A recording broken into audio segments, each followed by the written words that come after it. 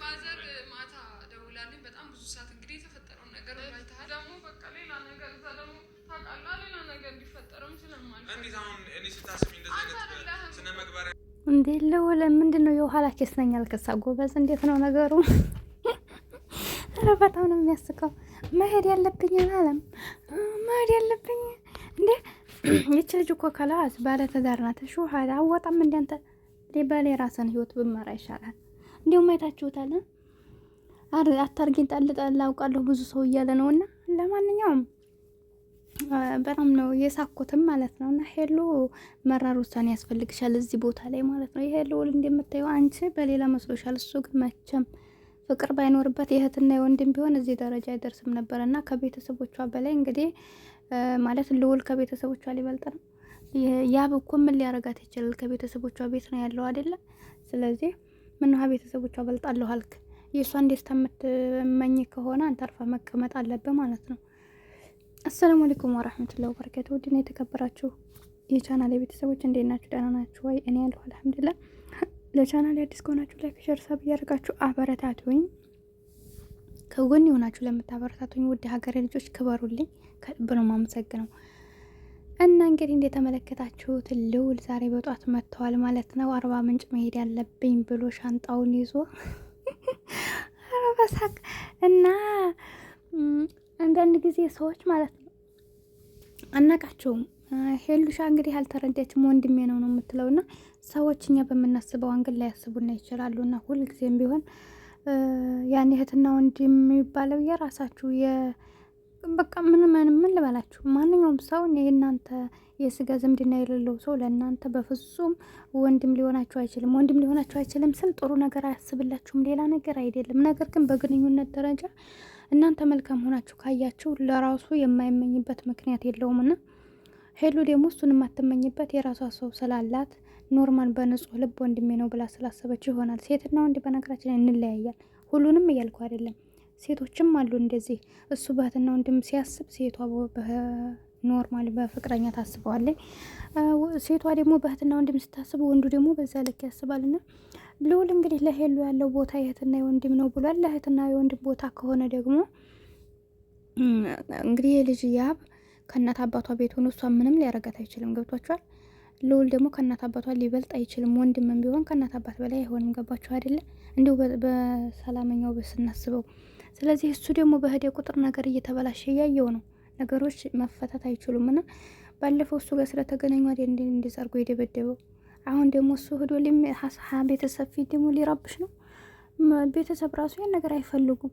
ቢያንስ ከዚህ ጋር ያለውን ነገር ብቻዋን መፍታት ባለባት መንገድ ብቻዋን መፍታት አለበት እንጂ የልውል መሄድ ነገር ለማከራር ካልሆነ በስተቀር ምንም አስፈላጊ አይደለም። ሲጀምር ልውል አሁን እዚህ ቦታ ላይ ከሷ ህይወት መውጣት አለበት። አስፈላጊ አይደለም። ለምንድን ነው ነገሮችን ቀስ ብላ ራሷ ተረጋግታ ማሰብ ስላለባት መወሰን ስላለባት። ብዙ ጊዜ ምን አለ መሰላችሁ በትዳር ውስጥ እየኖራችሁ እናንተ ኖርማል እህትና ወንድም የምታወሩ ሰው ካላችሁ ወንድም ሆነው ራሱ ትዳር ውስጥ እየኖረ በእህትና ወንድም የሚያወራ ሴት ካለች ሁሌም ቢሆን ትዳሩ ይበላሻል። ለምንድን ነው? እነዚያ ሰዎች እኛ እንድንጎዳ ሊያስቡልና ይችላሉ። ነገር ግን ሁሉም ሰው ጥሩ አያስብም። እናንተ በቃ ከዚያ ቦታ እንዲያትገቡ እንዲያትታረቁ ይሆናል። ልውል እንግዲህ ግዴታ እንኳን ከካሜራ ጀርባ ለሷ የሚላትን ተውት፣ በእኛ ፊት ለፊት ራሱ እያያችሁት ነው። ሁሌም ቢሆን ልውል ያኔ ለያብ ምንም አይነት ጥሩ ስሜት የለውም። አብረው እንዲሆኑ አይፈልግም። ባለፈውም ታይ ብሏት ነበር። ከዛም በኋላ የሚፈልገውን አንጥቶ አሳየ መረጃ። ካሳየም ወዲህ እንግዲህ ቢያንስ እሱ እንደ ወንድ ከሆነ ከራሱ ቤት መቀመጥ አለበት። ገብቷችኋል? ያብ እንኳ ቀለበት አሰርኩ ብሎ እሷ ጋር አልኖረም አሁን ላይ። ግን ይሄኛው ምን ይሰራል ከሰው ቤት? ራሱ ማንም ሰው የሚወዳቸው ራሳቸው ስችሉ ነውና እሷ ቤት ምን ይሰራል? ቤቱ ላይ ቁጭ ብሎ አይጠባበቅም። እና እንግዲህ ከቤቱ መቀመጧ ሳያንስ አሁን ላይ ጨራሽ ቡታጀራ ያለው ቤተሰብ ቤት አይፈሩም እንዴ? ግን ወንዶቹ ምን አመጣባቸው?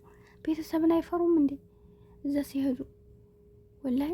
እና ያብ እንግዲህ ላጠፋው ጥፋት ይቅርታ ለማለት እና እሷን ማጣት ስለሌለበት ያለው አማራጭ እሷን ቢስላለችው ቤተሰቦቿ ያለውን ነገር አስረድቶ እንዲያስታርቁት ፈልጎ ነው እሱ የሄደው። እንደዛ አይኑን ጨፍኖ።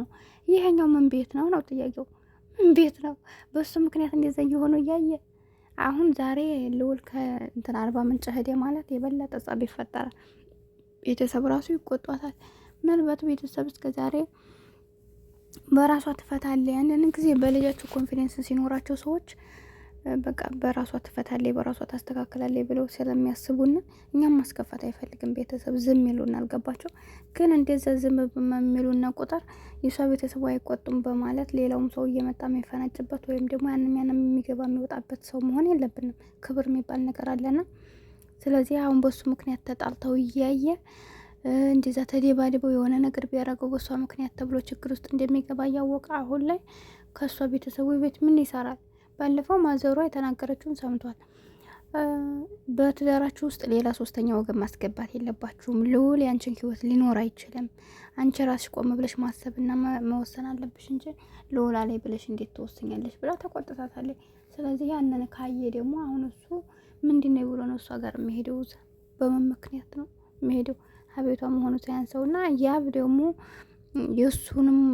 የሱንም ተንኮል ሆነ ሄሉም እምቢ ያለችውንም ሆነ ማንኛውንም ነገር በቃ እስከ ጥግ ድረስ እሷን ማገኘት ስላለብኝ ብሎ የሱንም እንትን ችሎ የሷንም ቆጣ ችሎ ቤተሰብ ጋር ሄዶ እንግዲህ ተንበርክኮ እየለመነ ነው አስታርቁኝ፣ ትዳሬን እፈልጋለሁ ብሎ እናንተ አሁን መሄድ ምንም አስፈላጊ አይደለም መስሎ አልታየኝም። እና እናንተስ ምን ትላላችሁ ተመልካቾች? ሹሃዳ እስቲ ኮመንት ላይ ያስቀምጡ የራሳችሁን ሀሳብ። እና ሄሉ አሁን እዚህ ጋር ማሰብ ያስፈልጋል። ይሉንታ የሚባል ነገር የለም። ማንኛውም ሰው የራሱ ቦታ አለው። በእርግጥ ግን ይሉንታ የሚባል ነገር አይሰራም። ይሉንታ ህይወት ያበላሻል። ይሉንታ ብዙ ነገሮችን ያሳጣናል። እና እዚህ ጋር አንቺ ኖርማል እሱ ኖርማል ጓደኛሽ እስከሆነ ድረስ ካላስ እሱ ባለበት ይቀመጥ። አሁን ላረገልሽ ነገር አመስግኙ። ግን የአብና ያንቺን ግንኙነት የማይፈልግ ከሆነ ይህን ነገር ልታስቆሚው ይገባል። ይሄ ህይወት ያንቺ ነው፣ ማድረግ ያለበት እንዲያትጎጂ ብሎ አሳይቶሻል። ሹክራን በይው ያላለፈው ነገር። ካሁን በኋላ ላለው ነገር ግን ራስሽና ራስሽ ብቻ ነሽ በህይወትሽ። ማዘርሽ ራሱ በሷ ህይወት አልገባም ያለችሽ በኋላ እንዲያትጸጸች ስለፈለገች ነው።